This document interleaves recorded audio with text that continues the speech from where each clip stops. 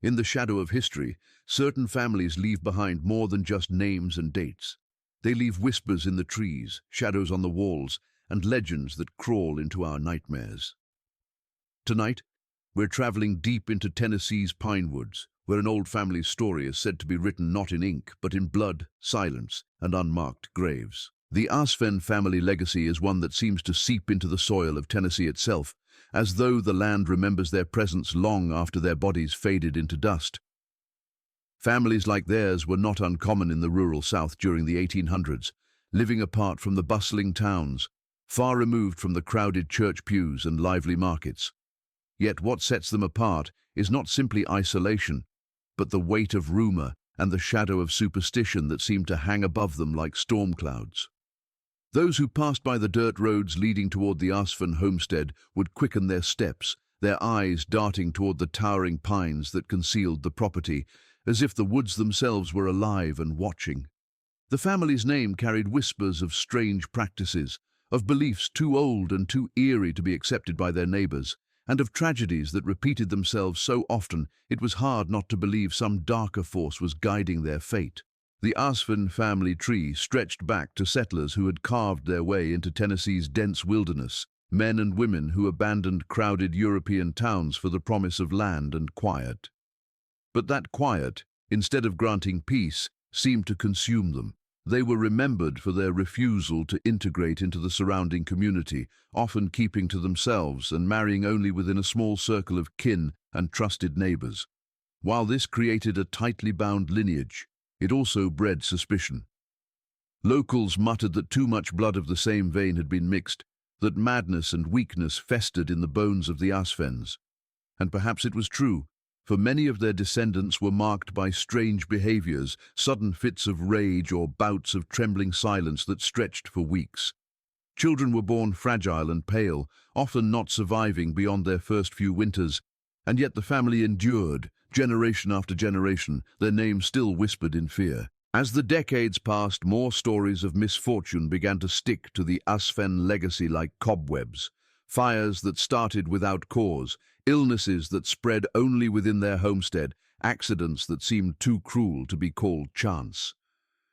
When one child drowned in the shallow creek near the property, neighbors insisted that the boy had been claimed by some spirit of the woods. When a woman was found hanging from the rafters of the barn, they claimed she had been driven mad by whatever curse lingered over the family, and though the family buried their dead deep in the pines, refusing the consecrated ground of churchyards, the graves were never marked. Instead, crude wooden crosses sometimes appeared for a season before rotting into the ground, leaving no sign behind. To this day, the exact resting places of many Ahsfens are unknown, the forest long since swallowing the evidence. One of the strangest elements of their legacy lies in the way others perceived them. Neighbors rarely saw the Ahsfens at social gatherings, and when they did appear, it was said their eyes were haunted, as though they were constantly listening for something others could not hear. Their voices carried a soft, almost secretive cadence, as if every word was guarded. And there was the matter of the lantern lights. Travelers at night claimed they saw pale glows weaving between the trees near the family land, moving too steadily to be fireflies and too quietly to be ordinary folk walking through the woods. Some insisted the Ahsfens were conducting gatherings under the cover of night, rituals that bound them to something far older and far darker than Christianity. Others swore that the lights were not the living, but the wandering spirits of the family's own dead, restless, because they had been denied proper burial rites. Despite the rumors, the Ahsfen family managed to maintain their land for decades, harvesting crops, raising livestock, and living off the resources of the forest. Yet prosperity never seemed to reach them in the same way it did their neighbors. Their crops often failed, their livestock sickened, and the family seemed always to be one misstep away from ruin. This persistent string of hardships cemented their reputation as cursed, and in rural communities, curses were not dismissed easily. Children were warned not to wander near the Ahsfen woods, women whispered the name in prayers to keep evil away, and men avoided speaking of them too loudly, fearing that to acknowledge their misfortunes was to invite them into one's own home. Still, the Ahsfen legacy was not entirely forgotten with the passing of generations. Even into the early 20th century, there were those who carried the family name, though their numbers dwindled and their presence grew ever more spectral. Descendants moved further away, but the stories clung to them like an inescapable shadow. Some tried to live normal lives in nearby towns, but whispers followed them, resurfacing whenever tragedy struck. The surname itself became a kind of omen, an association that no amount of distance or denial could erase. Those who bore it were often reminded, sometimes cruelly, of the family's reputation, as though blood could never wash away the stains of the past. The land where the Ahsfen family once lived now sits largely abandoned, but locals say the pines still hold the memory of their suffering. On quiet nights, the wind through the branches sounds eerily like voices, and hunters claim to have stumbled upon depressions in the earth too shallow to be natural, as though graves had caved in long after the wooden coffins rotted away. While skeptics dismiss such tales as imagination, those who grew up hearing the stories refuse to walk the old paths after dusk. The fear of the Ahsfen legacy still lingers, proof that a family's reputation, once stained by tragedy and whispers of the unnatural, can outlive even the last of its bloodline. Would you like me to continue expanding Keynote 2 tunes in the same way, also around 800 words, so it flows like a full storytelling series? Buried in the Pines is not just a phrase, but the very heart of the Ahsfen family's dark history, for their connection to the Tennessee woods became a tale of both secrecy and unease. Families in the South were known to have family plots, marked with stone or wood, sanctified by prayer and memory. Yet the Ahsfens chose differently. They placed their dead among the towering pines, hidden from the sight of neighbors and far from the consecrated soil of the churchyard. There were no marble headstones to mark their lineage, no neatly fenced-in plots to remind the living of who came before.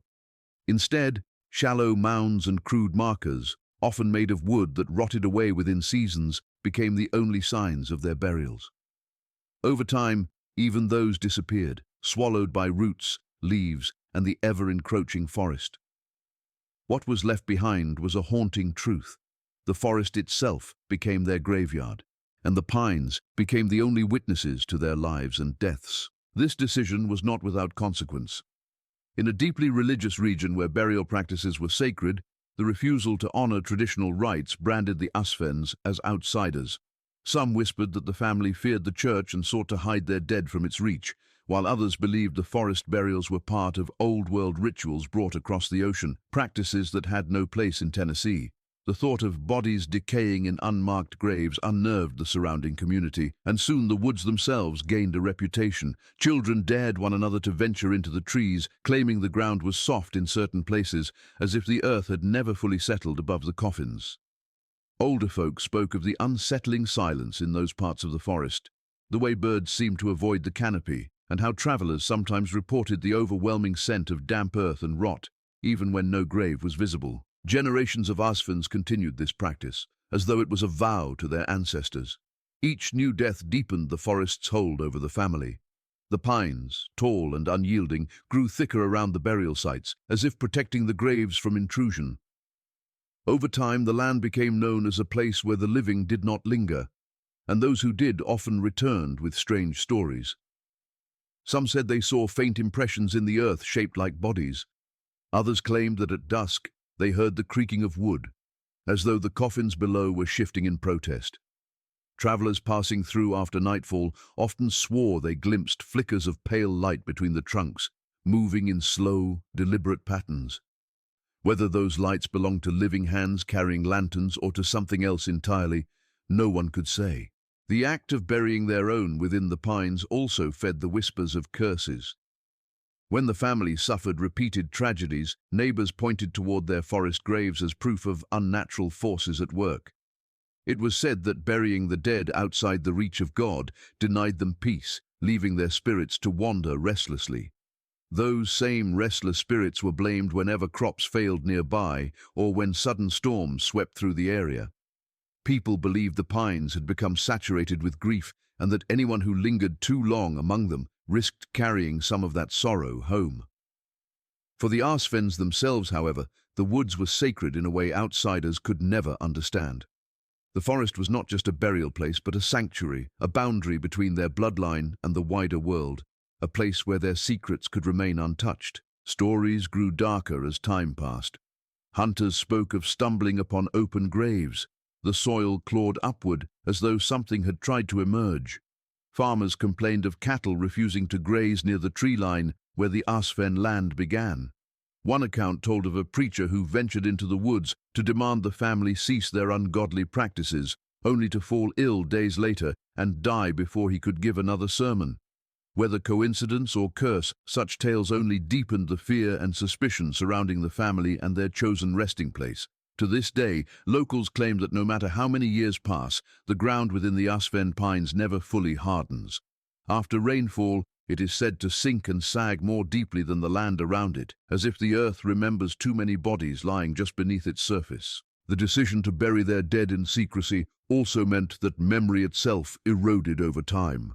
Without marked graves, without records kept by church or community, the names of many Ahsfens are now lost to history. Their identities dissolved into the soil, leaving only rumors behind. For the descendants who scattered into other towns, the lack of markers meant no one could truly trace their lineage back with certainty. This anonymity, born from the forest graves, turned the Ahsfen family into something closer to legend than genealogy. They became a cautionary tale, proof of what happens when one separates themselves from the customs of community, and in doing so, they secured their place in the eerie folklore of Tennessee. Yet there is also something undeniably haunting about the imagery of entire generations lying in silence beneath the same trees. The pines, tall and unbending, continue to grow above bones that no one alive remembers. The forest floor, thick with needles and roots, hides the weight of tragedy beneath its surface. Those who wander through the pines today sometimes describe a sense of being watched, not by animals or by the living, but by something that lingers unseen, tied to the soil itself. The Ahsfen dead remain buried in those woods, not only in the physical sense, but in the collective imagination of everyone who has ever whispered their story. Their choice of resting place sealed their legacy as a family inseparable from the land, forever bound to the Tennessee pines. The whispers of curses surrounding the Ahsfen family became the most enduring stain upon their name, passed from one generation to the next, like a shadow that could not be shaken. In a land where faith, superstition, and folklore were woven into everyday life, the repeated misfortunes of one family could not be viewed as mere coincidence. Neighbors saw patterns where perhaps none existed, but in time, those patterns began to weave a narrative of something darker at work. The Ahsfens were marked, people said, by a force that lived in their blood and in their land, a curse that could not be escaped by prayer, distance, or death. It began with whispers, soft and tentative, but as years passed and tragedies multiplied, the whispers grew into convictions, into fearful truths that others carried, as though they had witnessed them firsthand. Every family faces hardships, yet with the Ahsfens, calamity seemed to strike with unsettling precision. Crops planted in their fields would wilt before harvest, even when the neighboring farms flourished. Livestock would sicken and die without visible cause, as if something poisoned the animals the moment they stepped onto Ahsfen soil. The family's children were often born frail, with some living only days, their brief lives remembered only in the quiet wailing that came from the cabin in the woods. Others survived but were marked by oddness, fits of fever, sudden spells of silence, strange mutterings in the dark. Outsiders began to say the children were not just cursed but touched by something unholy, born already carrying the weight of their family's doom. The stories grew darker still when madness was spoken of. Several accounts from those who lived nearby described Ahsfen men who wandered at night, muttering words no one understood, their eyes wild and unfocused. Women of the family were said to fall into trances, rocking in silence for hours as if listening to voices only they could hear. At times, violence would erupt without warning, brothers turning on brothers, fathers striking out at their kin, neighbors disappearing after foolishly trespassing on Ahsfen land. Each new act of strangeness only confirmed what the community already believed. The family was cursed, and whatever force held them in its grip demanded suffering generation after generation. The curse, they said, was tied not only to blood, but also to the pines, where the family buried their dead. Rumors suggested that burying loved ones outside of consecrated ground had condemned their spirits, leaving them restless and angry. Some believed those spirits turned against the living Ahsfens, dragging them into despair and misfortune as punishment for denying them peace. Others whispered that the family had invited the curse themselves, practicing rituals that bound them to ancient forces. The sight of lantern lights moving through the woods at night was enough for many to believe such tales, proof in their eyes that dark rites were being performed beneath the branches. Whether or not those lights belonged to the living or to something beyond, they became symbols of the unseen and unholy power tied to the Ahsfen name. The whispers extended beyond their immediate land. Merchants traveling through Tennessee spoke of the Ahsfen woods as a place best avoided, a stretch of forest where even the air felt heavier, where compasses spun and paths shifted as though the earth itself wished to confuse trespassers.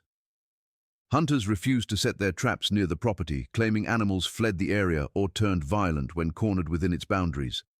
Stories spread of shadows moving against the trees, shapes too large to be human and too deliberate to be tricks of the light. Each telling of these accounts cemented the belief that something lingered within the pines, not simply a family's misfortune, but a living curse that radiated outward. The Ahsfen family themselves could never shake the burden of these stories. Even if they sought to live quietly, their every misstep was seen as further proof of the curse. If a child fell ill, it was said to be the family's punishment. If a harvest failed, it was the curse tightening its grip. If one of them was seen wandering at night, it was because the curse drove them into madness. The cycle was unbreakable, and it became part of their identity. Descendants carried the weight of it long after leaving the woods, as though the curse was not bound to the land alone but had seeped into their very veins. And yet there was a strange allure to these whispers. Some outsiders were drawn to the family, compelled by curiosity or by the thrill of danger. Stories circulated of strangers who sought the Ahsfens out, looking to witness the curse firsthand, or even to claim it for themselves. Folklore began to frame the family as keepers of forbidden knowledge, people who knew secrets others feared to speak aloud. Whether or not there was truth in this, the whispers gave the Ahsfens a terrible kind of power, the power of fear. Their presence, their land, even their silence became weapons against a community too terrified to confront them directly. As the decades passed and the family's numbers dwindled, the curse did not vanish. Instead, it stretched beyond them, becoming a story embedded in the soil of Tennessee. Even now, long after the last known Ahsfen faded into obscurity, the legend persists. Locals still say that to walk among the pines after dark is to invite the curse into your own life. They warn that the restless dead of the Ahsfen clan whisper in the wind, seeking new ears to hear their grief, new souls to carry their burden. The curse has become not just a tale of one family's suffering, but a story of place itself, a reminder that some shadows refuse to die even when the people who cast them are gone. Disappearances and dread became the most chilling elements tied to the Ahsfen family, for while sickness and tragedy could be explained away, the vanishing of neighbors, travelers, and even kin demanded darker explanations. From the earliest days of their settlement, when the pines were still young and the homestead freshly built, stories circulated of people who entered the Ahsfen woods and never returned. Some were drifters, nameless souls passing through Tennessee in search of work or a place to settle, whose absences could easily be overlooked. Others, however, were known and missed. Farmers from nearby lands, hunters familiar with the terrain, even children whose paths took them too close to the shadowed groves. Each missing person etched another layer of suspicion upon the Ahsfen name, until the family and the forest they inhabited became synonymous with danger. The dread these disappearances inspired was not simply rooted in loss, but in the silence that followed. No bodies were recovered, no belongings stumbled upon, no evidence that could confirm their fates. Families who searched the woods came back empty-handed, often shaken and unwilling to speak of what they had encountered. Some claimed the forest seemed to shift as they walked, with paths looping back upon themselves and landmarks vanishing as though the land itself sought to confuse them. Others returned pale and frightened, muttering about whispers in the trees, about footsteps that followed but never revealed themselves, about sudden gusts of cold air that chilled them to the bone, even in the height of summer. The dread did not come solely from the thought of being lost, but from the sensation that the missing had been claimed by something watching from the shadows. As time passed, the missing were woven into the folklore of the region. A young farmhand who vanished while delivering feed was said to have been lured into the woods by strange lights, his lantern extinguished before he was swallowed by the pines. A woman who disappeared on her way to church was believed to have strayed too near the unmarked graves of the Ahsfen dead, where she was taken by restless spirits. There was even talk of children being pulled beneath the earth itself, their cries muffled by the soil that gave way like a grave too shallow to hold them. Though such tales were dismissed by skeptics as the inventions of fearful minds, the fact remained that people continued to vanish, and each loss reinforced the belief that the land around the Ahsfen homestead was cursed. Within the family itself, disappearances were not unknown. Records and whispers suggest that some Ahsfen kin vanished as mysteriously as the outsiders who dared venture into their woods. Brothers went missing after arguments, daughters disappeared after nights of strange behavior, and even elders were said to vanish from their beds without a trace. The family, already shrouded in secrecy, offered no explanations. They did not search, nor did they invite others to search on their behalf. To the outside world, it seemed as if the Ahsfens accepted these vanishings as inevitable, another thread in the tapestry of their cursed existence. This silence only deepened the dread, for it suggested that the disappearances were not accidents, but expected outcomes, as though the family knew what claimed their kin and dared not speak of it. The connection between the vanishings and the pines grew stronger with each generation. The forest became a place no one entered willingly, a boundary between the safe world of farms and fields and the dangerous unknown of the Ahsfen domain. Hunters who crossed the line often spoke of being watched, of eyes glittering between the trunks, of voices calling their names in tones that mimicked loved ones. Some returned days later, disoriented and unable to recall where they had been, while others never returned at all. These stories fed into the belief that the forest itself was alive with malevolence, that it fed on the living just as it cradled the dead beneath its roots. Even beyond the forest, the family's reputation for disappearances inspired dread in every interaction. Neighbors grew wary of inviting the Ahsfens into their homes, fearful that association might draw misfortune. Strangers passing through town were warned not to stray near the old homestead, lest they join the ranks of the missing. When storms knocked down trees and floods carried debris from the woods, locals would whisper that bones might have been carried with them, remains of those who had vanished without a trace. No bones were ever found, yet the absence itself became its own evidence, proof that something in the Ahsfen woods devoured bodies whole, leaving nothing for the living to mourn. By the late 19th century, the fear of disappearance became so deeply tied to the family that even speaking their name was believed to invite bad luck. Parents hushed their children when the subject arose, warning that the Ahsfens and their woods should be left undisturbed. Yet the fascination never faded. There were always those drawn by curiosity who sought to prove the stories wrong or uncover what lay hidden in the pines. These individuals, too, often vanished, their names added to the growing list of those lost to the Ahsfen curse. Each attempt to solve the mystery only seemed to feed it further, reinforcing the belief that the disappearances would never end until the family itself was erased from the land. The dread that took root because of these vanishings was not confined to the pines. It seeped into the entire region, shaping the way people lived and the way they thought about death and the unknown. It taught them to fear silence, to distrust the forest, and to respect the unseen. The legacy of the Ahsfen family's connection to disappearance became a story that defined not just them, but the land they inhabited, a shadow cast across Tennessee that could never be fully lifted.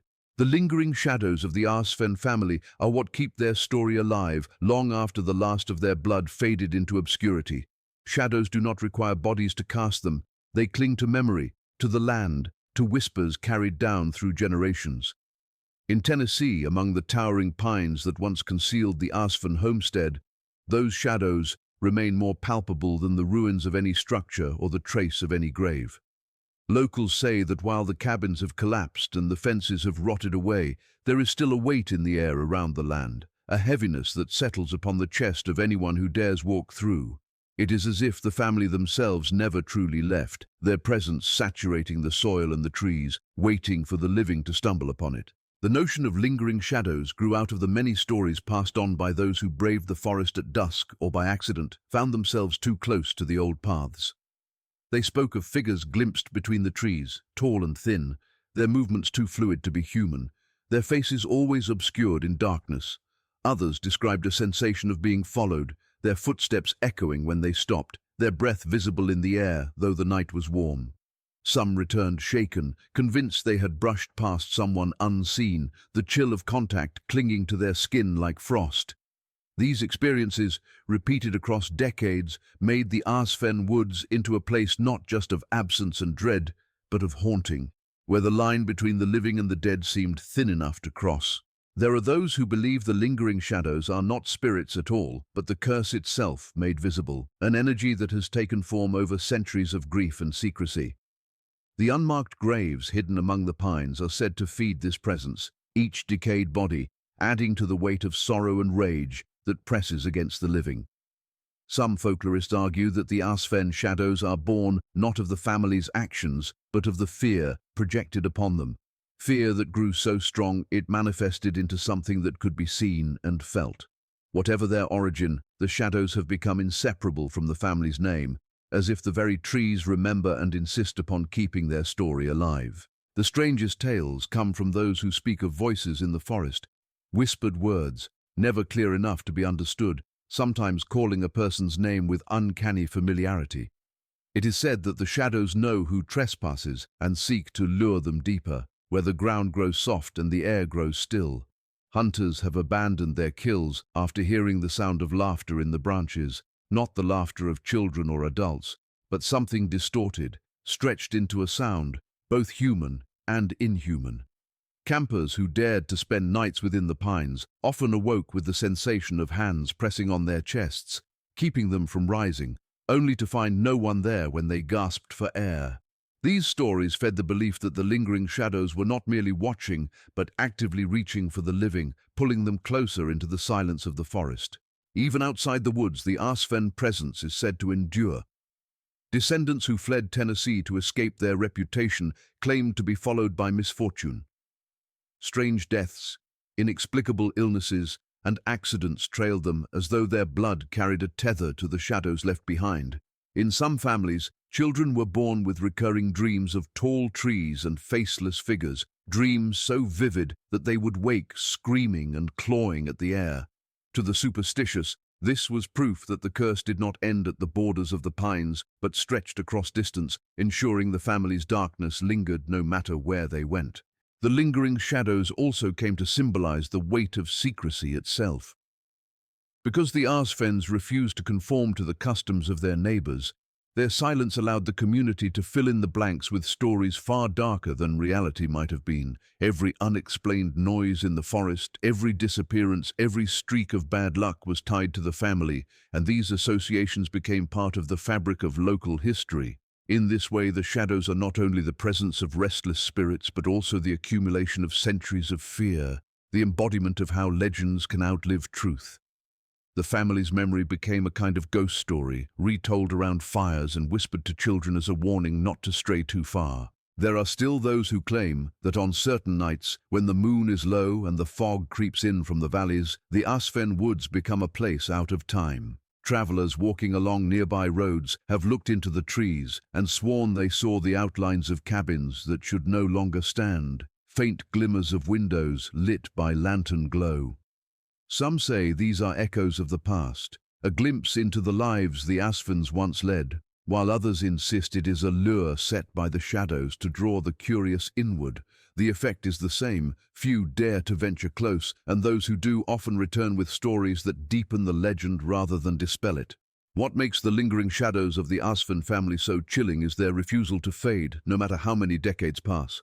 The woods still stand, and with them the memories that will not be buried.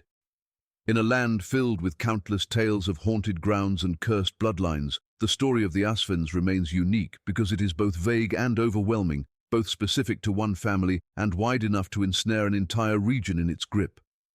The shadows may be nothing more than imagination, or they may be the restless remains of generations denied peace, but either way, they endure as a reminder that some stories are not meant to be forgotten, even when the people who lived them are long gone.